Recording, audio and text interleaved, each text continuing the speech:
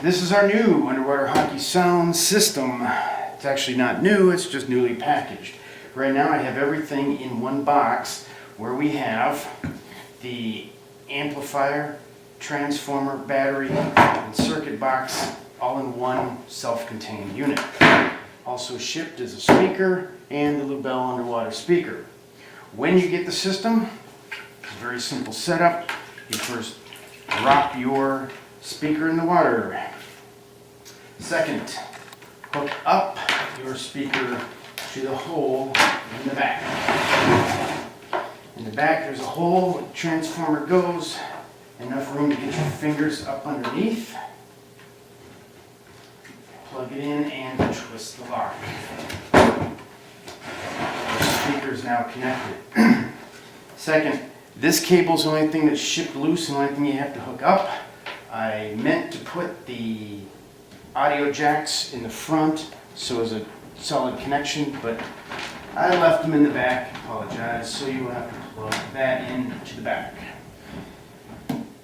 System is almost ready to go. The battery for shipping, if this one is on its side, you need to tip it back up, upright, and cinch it back down so it's in place. It does not hold it in place entirely, but it holds it still. Remove the electrical tape. Reuse it for later if you can. You can hook up your battery at this point. Make sure you have your polarity correct. Positive to positive and negative to negative. There is a switch in the back of the circuit box which you can turn on. Also the air speaker. Another thing I forgot. This is also ready to go. You just terminate that into the air speaker in the back like always. And now you have convenient volume control for the amplifier right up front. And you have three switch mechanisms. One is the box. Other is the Al-Qaeda plunger remote, which plugs right in here into the side. When you plunge that down, it sets it off.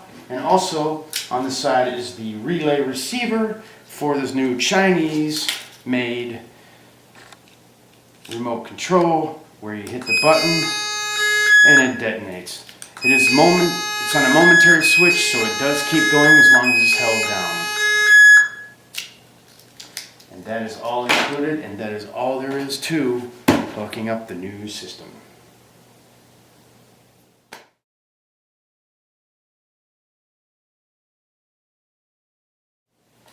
Let me give you a tour of a few close-up items.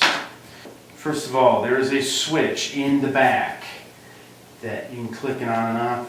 The hole over here is for a circuit breaker and a diode protection circuit that is not yet ready. On this side, this is the relay that matches the key, the Al-Qaeda plunger hole, and the future audio input for when you want to run the game system on the computer. It's not hooked up yet and not terminated.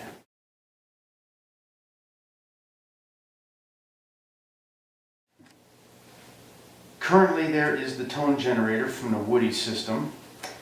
There is a new battery pack which I swiped from a flashlight, supplies 4.5 volts. It is all velcroed in and can be removed.